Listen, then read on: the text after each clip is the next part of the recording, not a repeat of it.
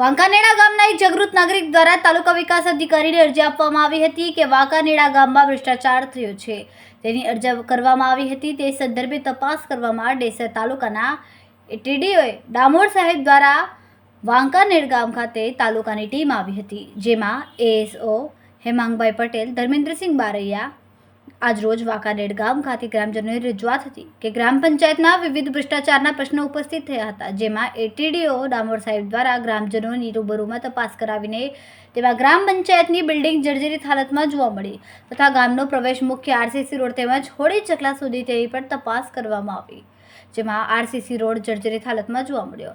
વાંકાનેડા ગામથી શમશાન જવાનો રસ્તો પણ જર્જરિત હાલતમાં જોવા મળ્યો। અને વાંકાનેડા ગામમાં ગટર લાઇન બનાવેલ છે તે પણ જર્જરિત હાલતમાં જોવા મળે।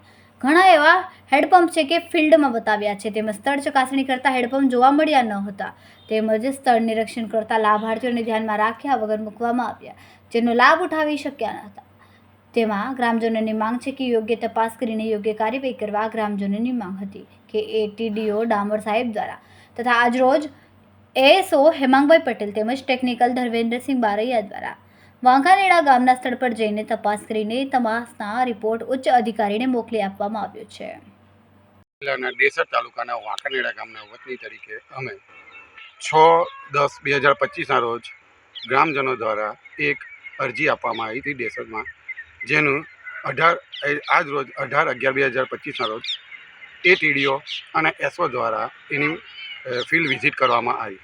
હવે એ ફિલ્ડ વિઝિટમાં અમે જે મુદ્દાઓ કીધા હતા, એટલે કે આરસીસી, ગટર લાઇન, હેડપંપ, બોરવેલ, સ્મશાનનું, એ દરેક મુદ્દાની એ લોકોએ ગ્રામજનોને સાથે રાખી ફિલ્ડ વિઝિટ કરવામાં આવી, જેમાં એમને પણ જણાવ્યું કે ખરેખર જે પેપર પર છે અને ઓન ફિલ્ડ છે એમાં ભ્રષ્ટાચાર થયો છે દેખીતી રીતે।